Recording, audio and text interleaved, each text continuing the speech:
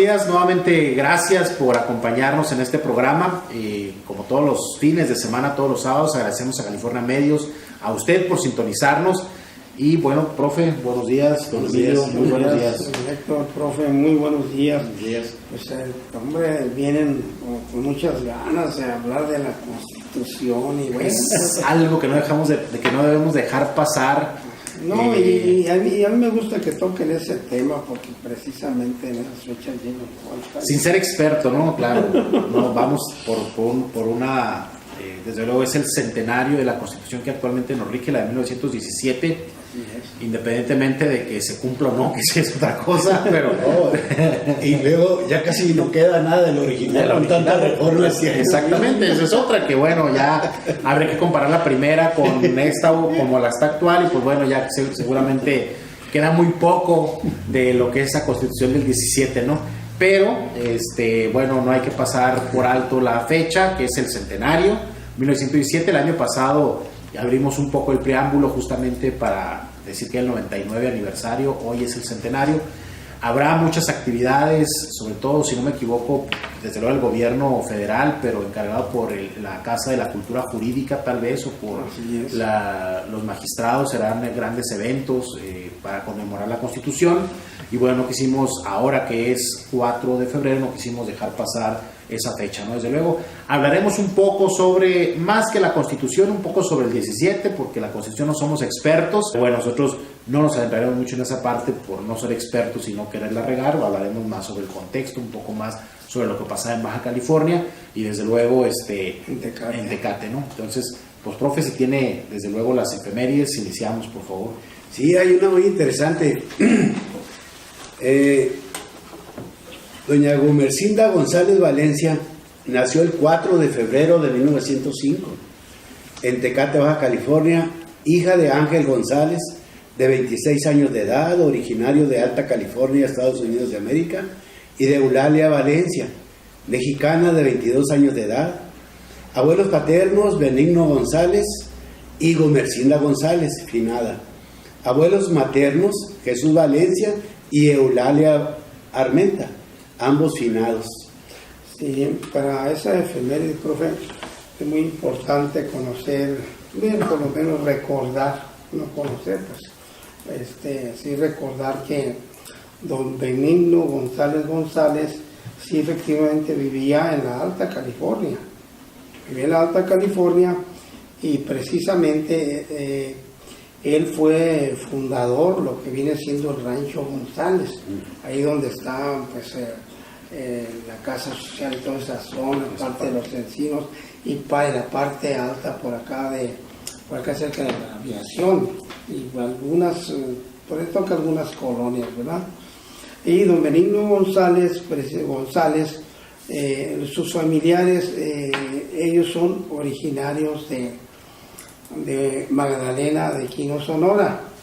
La descendencia viene precisamente de los orígenes de Magdalena de Quino, Sonora, pero sin embargo don Benigno González radica en la Alta California y por ahí más o menos entrando el siglo XX él compra el rancho, este rancho, a don Manuel León, un pionero colonizador de los fundadores de este pueblo. Entonces, ya para ese entonces Jesús González nace ya en ese rancho en 1904. ¿Sí? Otra cosa interesantísima, un hombre muy conocido, el Beco González. El Beco González, pues, de esa familia, ¿verdad? De esa familia, él nace ya en 1907. 1907. Espero que los datos no están equivocados, pero hasta el momento es lo que tengo investigado. Y respecto a la familia Valencia, salud. La familia Valencia, don Jesús Valencia, no sé si tocamos este tema que él tenía el terreno. Tengo entendido el terreno que viene siendo donde está la universidad, ¿verdad? Todo eso es de lo que es el Eufrasio, digo, el estadio Manuel Ceseña hasta lo que viene siendo parte de la cervecería.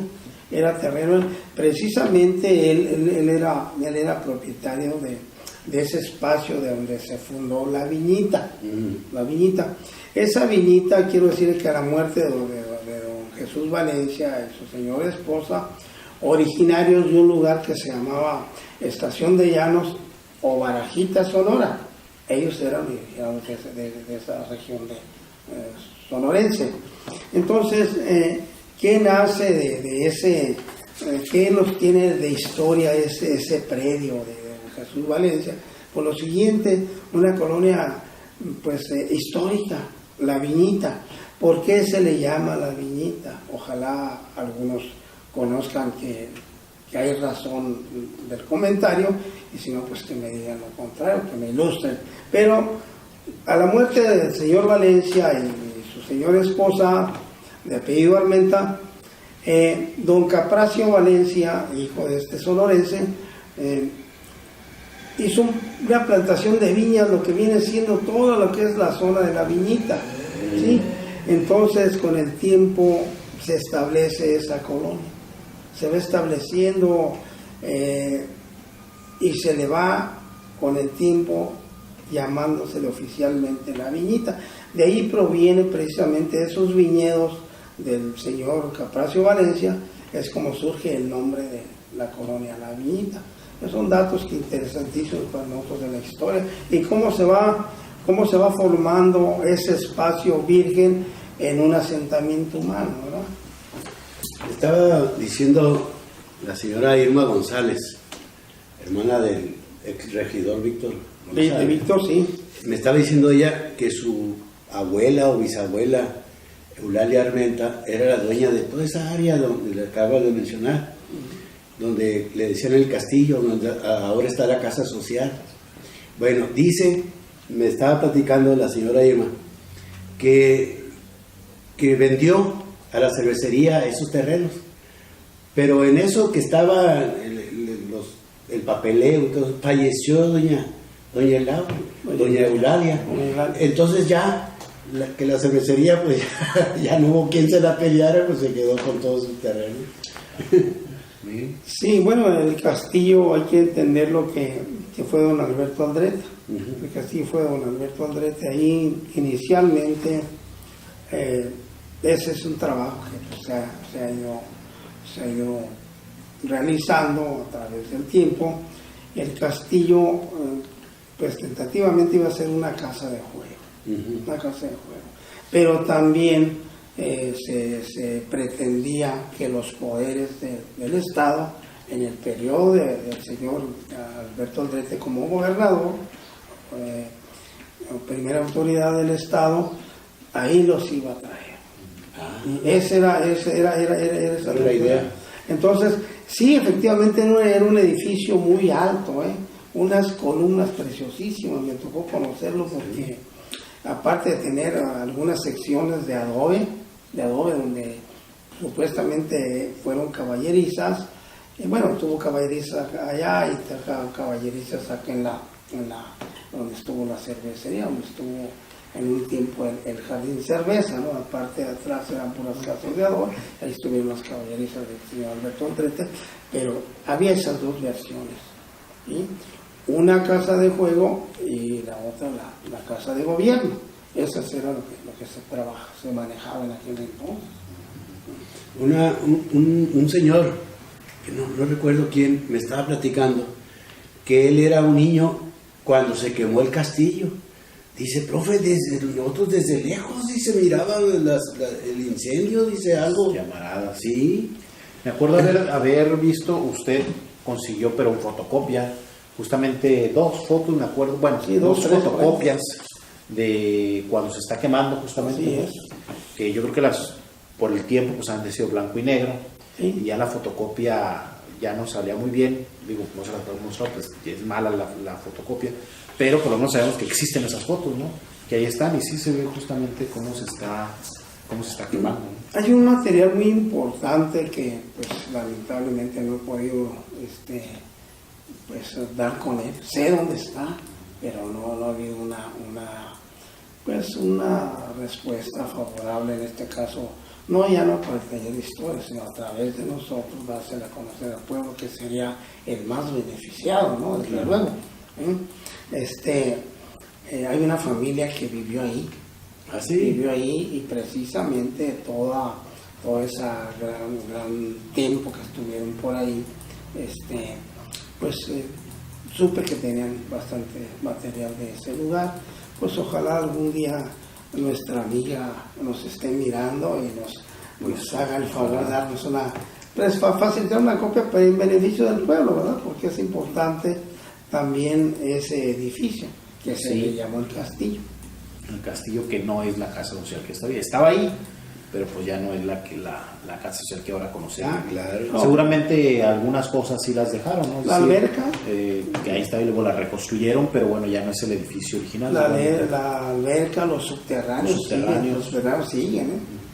Sí. Pero la superficie allá es algo ya muy modificado. Así es. ¿Alguna otra efeméride, profe?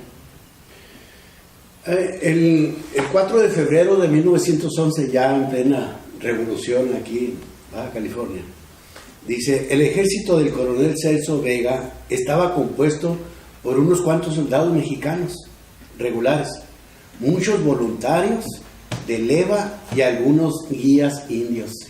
Sí, hay que recordar que a través de la historia siempre el nativo, esa sangre prehispánica, hay que ver que hasta los caminos fueron grandes huelleros, a eso se les llamaba huelleros porque ellos precisamente hasta es más, en el camino en el allanamiento del camino por este personaje que abre la brecha para la fundación de la misión de San Diego de Alcalá, pues se hicieron valer precisamente por huelleros, ¿no? Indígenas que iban al frente indicándoles por dónde había que irse para encontrar el agua. O sea, y el indígena tuvo esa característica, siempre vivió cercano a escurrimientos y aguajes cercanos precisamente para su alimentación, ¿verdad? Para su hidratación, así es. Por eso es que habla de...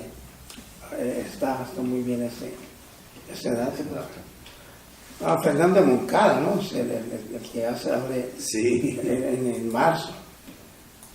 Muy bien, otra mujer ya para... Pues yo creo que ya con eso. Muy bien. Para iniciar así con nuestro programa, con el tema, que sería bueno, en 1917 dijimos que no queríamos dejar pasar esto de la Constitución, el 100 aniversario de la Constitución, y pensemos, bueno, que es una Constitución que se va a redactar en 1917, todavía dentro de lo que conocemos como la Revolución Mexicana, que en este momento quien va a convocar para la redacción de esta Constitución, bueno, será Venustiano Carranza, ¿no? Que es el que estaba como presidente. Y bueno, va a retomar, los constituyentes van a retomar varias ideas, varias propuestas que diversos grupos que formaban parte del movimiento revolucionario, porque recordemos que esto de que era un solo grupo homogéneo y que todos eran compas, pues no es cierto, ¿no? Entonces había diferentes fracciones, luchaban por diferentes cosas, entonces diferentes ideales, entonces ahí se van a tomar estos ideales o estas propuestas de los diferentes grupos y se van a intentar que todos quedaran dentro de la Constitución, ¿no? Entonces, pues de entrada ahí tenemos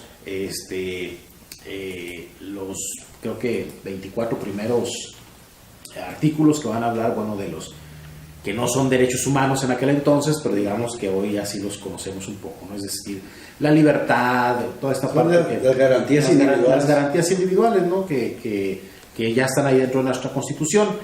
Y después, bueno, vendrán otras que de ahí surgirán o emanarán otras leyes, como el del trabajo, como el de la educación, que son los más conocidos, como también el del reparto agrario, ¿no? Entonces de ahí emanarán otras leyes más grandes que pues también son parte de nuestra legislación, ¿no? Entonces, bueno, de ahí se van a tomar lo eclesiástico, lo eclesiástico, lo del trabajo, dijimos, ¿no? Lo de la ley del trabajo. Entonces, pues de ahí se tomarán estas ideas donde la intención es pues que todos los grupos tengan representación dentro de esta constitución, ¿no? Entonces, bueno, seguramente que para ponerse de acuerdo, pues no fue cosa fácil, hubo mucho estira y afloja, muchos días de estar debatiendo y de intentando terminar y concluir esta constitución, hasta que al fin, bueno, se presenta el 5 de febrero, ¿no? Que es la que actualmente nos rige, como dijo el profe al inicio, ya muy modificada. Si empezamos por lo del trabajo, pues ya no es lo mismo que era antes.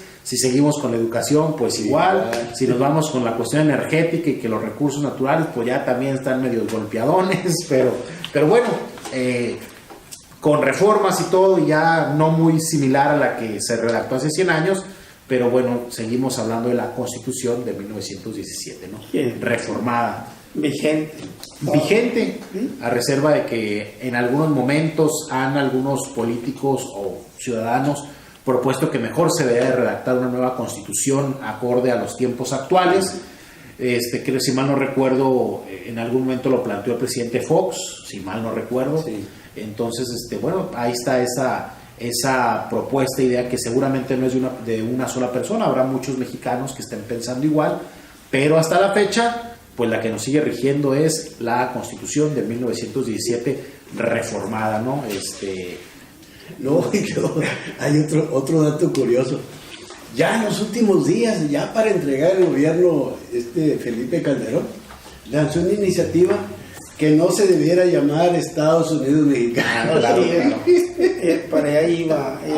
Mira, es un riesgo enorme. Lamentablemente ya no hay confianza. Y yo casi estoy, casi seguro que esa nueva redacción, pues prácticamente lo harían como favoreciendo a su clica, por decirlo de esta manera, porque así lo hay. Yo he visto algunas reformas, caray, que cómo han protegido por los intereses personales, y muy probablemente eso, pues yo no le tengo fe a una nueva constitución. Si ya estamos en esta, pues hombre, caray, aunque no sean los tiempos, hay otras necesidades, pero ha habido necesidades que se hace alguna reforma y pues haz de cuenta que nada más para cierto grupo favorece, porque la ley del trabajo anda por los suelos, anda por los suelos en algunos aspectos. Ya esas garantías del sindicalismo, ya es ahorita algo que afecta mucho, pero también hay abusos. Por eso. Si el sindicato se constituyó para defensa del obrero, del obrero, ahora el sindicato se aprovecha de eso para dañar a un patrón, porque así es. Y no quiero sacar a flote lo que es Tecate. No diga aquí en público. Difícilmente. Denúncielo. O calle para siempre. Es cuestión de análisis nada más. Ustedes lo están mirando y lo vemos. Y la verdad es que sí, es por lo que yo en un momento miré, ¿no? Pues mejor vamos a seguir así, a ver hasta cuándo aguantamos. Ahorita que hablas de sindicatos, fíjate que, por ejemplo, lo que compete a nosotros los maestros, ahora con la supuesta reforma educativa, desaparece ya el sindicato. O sea, ya no le dan injerencia. Antes recuerdo que el calendario oficial escolar venía la firma del secretario de Educación y venía la firma del dirigente sindical a nivel nacional. Ahora no, simplemente la parte oficial. Ya el sindicato ya no cuenta para nada. Claro. Y pues eso ha traído muchos problemas. Ahora, según me he enterado, yo ya voy para 17 años jubilado, pero me he enterado de que ya no hay plazas, ya no están dando plazas, sino contratos, del 1 de enero al 30 de junio y del 1 de julio al 31 de diciembre. Y queda a juicio de la autoridad educativa renovar el contrato del trabajador o no. O sea que no hay ninguna seguridad para el maestro, para el administrativo, para nadie. Sí, bueno, ahí hay una gran discusión polémica sobre la reforma educativa. la cual no quiero meterme ahorita porque voy a salir rasurado. Amigo, no. A eso estamos aquí. No, yo me dedico a la historia y mejor me quedo con la historia. Ya que pasen unos 10, 15 años, analizaré al tiempo qué es lo que pasó con la reforma educativa, ¿no? Porque todavía ahorita hay muchas tiras y muchas heridas abiertas, ¿no? Que en las cuales también me compete, también tengo algo para echarle, ¿no? Pero me hago mis reservas, ¿no? Porque creo que independientemente también tiene cosas positivas, ¿no? No todo es blanco o es negro, tiene cosas positivas, pero habría que hacer un balance que es más, pues, o sea, de qué lado está más cargado, ¿no? Y si tiene más cosas positivas o negativas, lo cual sería un buen programa, pero se los dejamos a los que nos siguen en la siguiente hora, que son de debate político. pero bueno, yo también tengo mis apreciaciones de los comentarios que soy profe, ¿no? Entonces, pero bueno, así como esa, pues tenemos la reforma energética, que también sería enfrascarnos en otra cosa, ¿no? Que ya no iba a haber aumentos en la gasolina, y ya ven lo que pasó hace unas semanas, ¿no? Que qué bueno recordar, porque nos dejó una gran experiencia como ciudadanos, pero creo que esas reformas para muchos son cuestionables, ¿no? Para otros creen que es hacia donde va México. Yo insisto, creo que estas reformas, viendo a México en un contexto internacional, en un contexto de un comercio internacional global, México está haciendo lo que otros países hicieron para jalar inversión extranjera, para tener más trabajo y mayor, bueno, sobre todo traer inversión extranjera, ¿no? Esa es la idea de México, pero pues habrá quienes pensemos que a veces no hay que seguir para donde todos van, ¿no? Que de repente hay que analizar nuestro contexto particular y sobre eso decidir qué nos conviene de lo que está internacionalmente sucediendo, ¿no? Pero bueno, yo ahí estábamos con la Constitución y no hay que salirnos de ahí. Pues parte de la Constitución. Bueno, en este caso habrá que pensar en la Constitución como qué es lo que va a traer como consecuencia después de que se redacta, después de que entre en vigor. Bueno, qué es lo que va a pasar en Baja California, ¿no? Estaba Esteban Cantú aquí con nosotros gobernando, ¿no? Era aquí con nosotros, parece que está el espíritu, no, estaba gobernando, era el encargado aquí del distrito en aquel tiempo. Entonces, bueno, qué cambios va a haber, qué es lo que va a suceder después de que se va a aprobar esta Constitución política de los Estados Unidos mexicanos? ¿Qué es lo que sucede, don Emilio? Usted que lo tiene ahí bien hecho de entrada, por los municipios, ¿no? Los municipios, primeramente, y precisamente en el Tecate, cuando hay esa reforma, se acaba el tiempo precisamente de este grupo. Entra don señor Roque Santana como presidente municipal. Se terminan las comisarías. Las comisarías, exacto. Sí, entonces, ¿qué es lo que sucede en ese 1917? Bien, el señor, ¿cómo se llama este personaje? Muy importante en la historia de Tecate, en este momento se me escapa. Manuel Vizcarra. No, señor Manuel Vizcarra, efectivamente, gracias, profe. Manuel Vizcarra fue el último comisario que tuvo Tecate. Ahí se acaba el periodo de los comisarios, que había iniciado por allá en 1862. El primer personaje de la historia fue don José Mogol, precisamente, ¿no? Que por él llega el mestizaje a Tecate, ¿no? Un español casado con una indígena, aquí tecatense. Bien, es algo que salió, que ya se dio a conocer en las efemérides de la semana pasada. ¿Se acuerdan ustedes de eso? Sí, Muy bien. claro. Entonces, don Manuel Vizcarra, un hombre de letras, la verdad que estaba muy preparado. Aparte de haber sido funcionario en algodones en Mexicali, es traído a Tecate y hace un gran papel. Precisamente él convoca elecciones en ese 1917, donde pues sale electo uno de los Santana, ¿no? Hay que ver que los Santana también han sido parte de de la construcción, ¿verdad?, de este pueblo, porque en 1914, si mal no recuerdo, también estuvo don Ignacio Santana como comisario, ¿verdad? Pero hay que darle lugar a este señor Manuel Vizcarra, convoca elecciones, entonces participan, por ahí una terna y quien sale electo es don Roque Santana. Aquí yo quisiera hacer una acotación, porque yo no sé, y aquí sí lo dejo abierto, yo no sé si la creación de los municipios fue a consecuencia de la Constitución. Yo más bien quisiera que hablemos, para no caer en ese error, más bien que hablemos del contexto de la Baja California y de Tecate en el 17, así como el contexto de qué pasaba en el 17, no nos metemos en complicaciones. Claro que sí. Ahí quiero participar un poquito. Sí participa Tijuana y Tecate, pero Tijuana por problemas internos no llega a constituirse el municipio en 1917.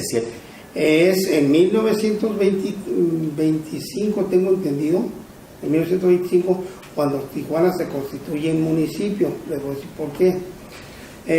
Pues se liman las perezas de esas cuestiones internas que tenía Tijuana, entonces se constituye en 1925, mientras ese periodo de los ayuntamientos de Tecate de 1917 a 1923, hagan de cuenta que estamos, cuando me pongo a analizar la época de 1923,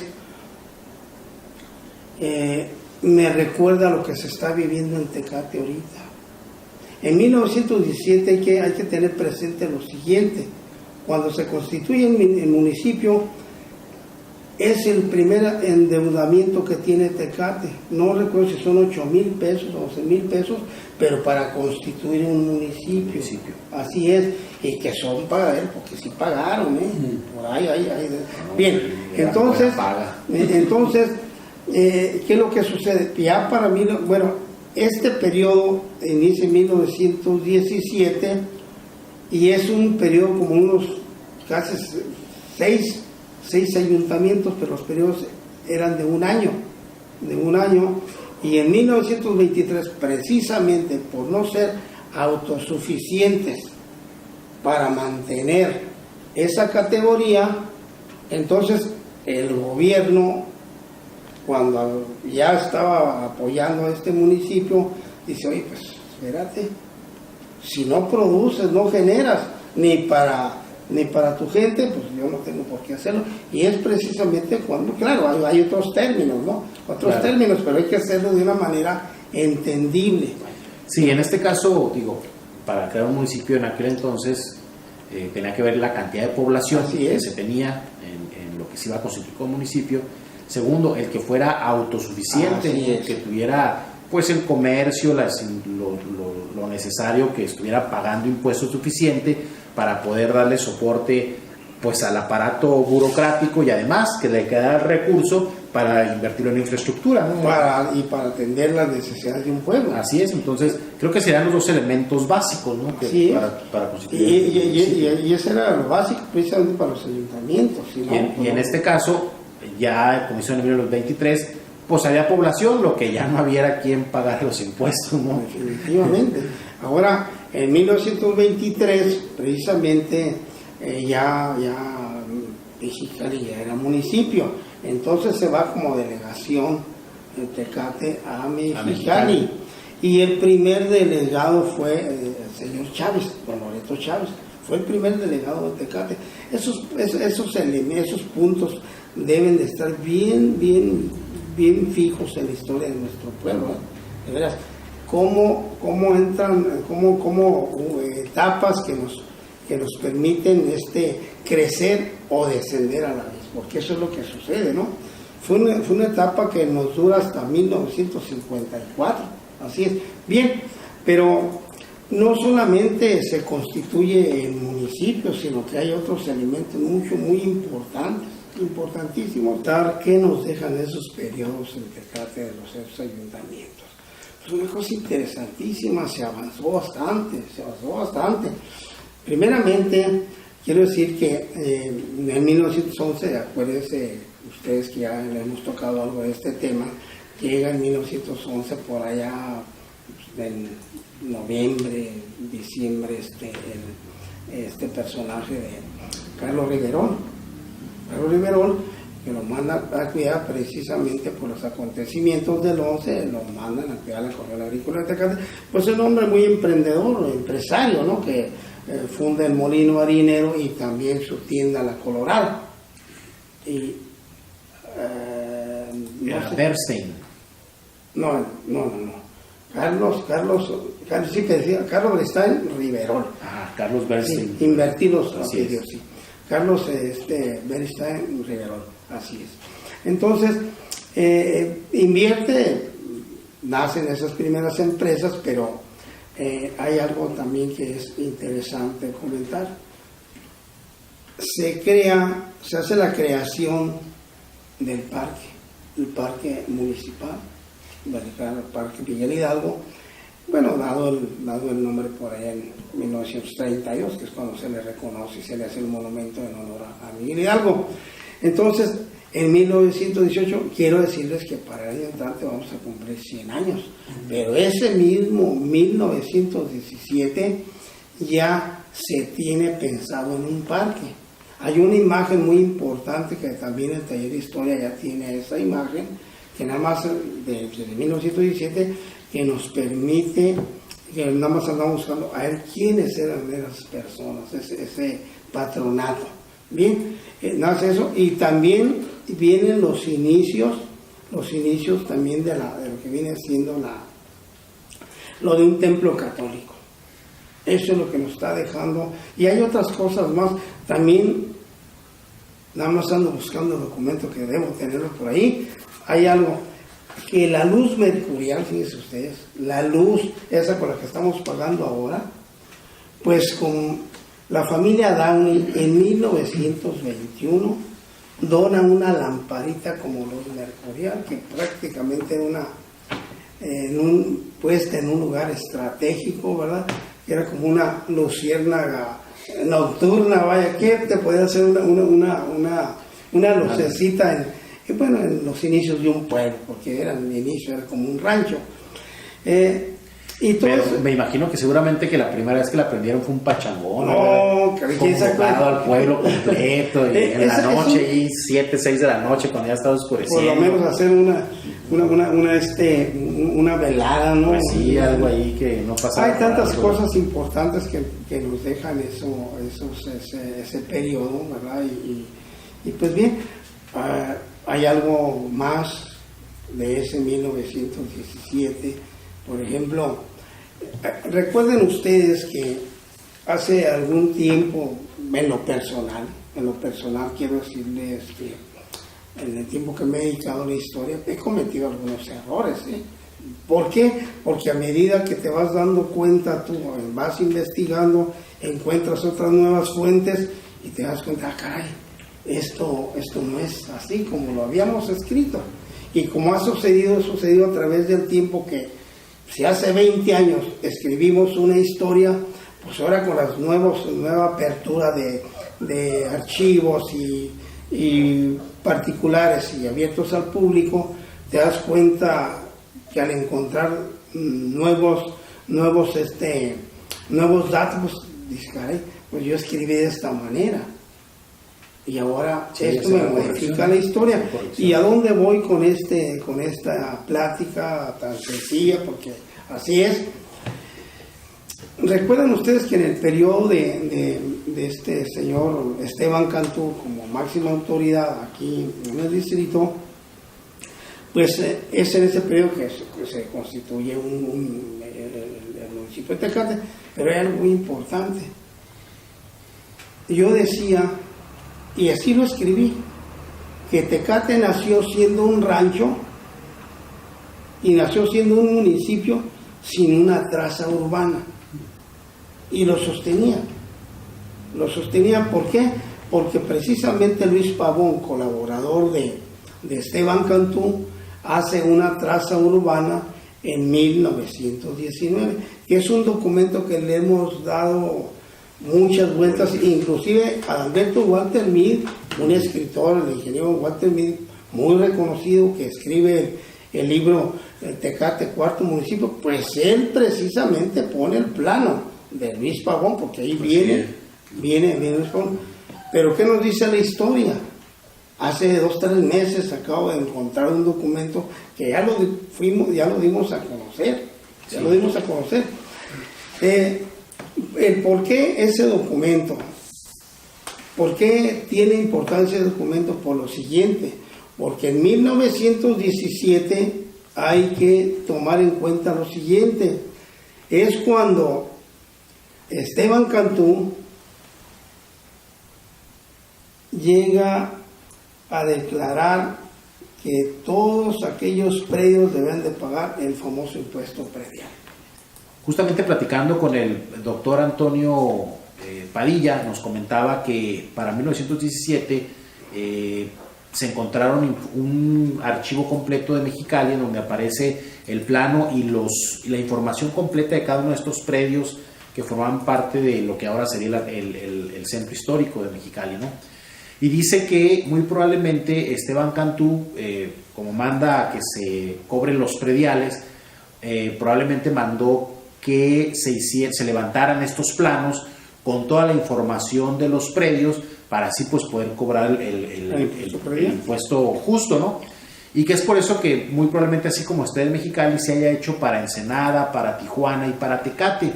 Desafortunadamente, pues con esto de los cambios y el tiempo y lo que se va desechando, pues no se ha encontrado, a pesar de que lo han buscado, no se ha encontrado ni el archivo de Tijuana, ni el de Ensenada, ni el de Tecate. Sin embargo, aquí don Emilio, como bien lo menciona, ya ha encontrado algo que da pistas a que así fue, ¿no? Es decir, ya está el plano de Tecate, seguramente también se mandó a hacer un plano similar para Mexicali, para Tijuana, para Ensenada, y bueno, faltaría la información adicional que es la de los predios, quiénes sean los dueños, cuánto medían, etcétera, etcétera, ¿no? Pero por lo pronto la especulación es que se haya mandado a hacer un trabajo así tan importante en Baja California de levantar esta información de cada predio y de cada, en ese entonces, ya sea municipios o delegaciones o subdelegaciones que había, ¿no? Así es. Sí, lo importante también de este plano, ¿verdad?, que nos cambia totalmente la historia de Tecate, en tanto al plano de 1919, porque el del 19 ya tiene se agregan algunos predios ya con algunos propietarios en el 1919, y que prácticamente viene sin ninguna anotación, más de que los personajes que lo elaboran, y Gonzalo Garita, ¿verdad?, que es el jefe de obras públicas de Tijuana. Ahora, pues comentamos precisamente con el doctor Antonio Padilla Corona y con Héctor precisamente en la reunión que tuvimos hace una semana ahí en la universidad, cuando llegó ese plano, a que lo analizara, porque él es un experto, aparte de tener el doctorado en historia, él es arquitecto de una de las primeras profesiones, carreras que estudió, pues tiene mucho conocimiento, y pues a mí me dio mucho gusto, y por cierto el comentario que hace respecto al plano, dice: esta es la joya de la urbanización de Tecate. Es cierto. Así lo dijo. Entonces, si en este caso yo quisiera obrar de mala fe, pues simplemente le hubiera dicho a los señores propietarios de ese plano: saben que ese plano pues no es una obra, ¿no? Sin embargo, hace días fui con ellos: señores, su plano es una joya de la historia de Tecate. Dice: ¿de veras, profesor? Sí, por favor, aquello que tenían pensado hacer, consérvenlo muy bien y hagan lo que un día les recomendé. Hagan un café internet, a ver qué hacen, un pequeño museo con todo lo que tienen. ¿Para qué? Para personas que se interesen en la historia, pues vengan, los visiten aquí por toda esa riqueza histórica que tienen. Bien, pues eso es lo que hay en respecto a 1917, que hay más cosas, desde luego, ¿verdad? Pero ya casi el tiempo se nos agota y pues solamente quiero decirles que estamos trabajando con elementos nuevos y ojalá podamos conseguir un poquito más de ese año de 1917, ¿verdad? Que es tan importante para la historia de Tecate.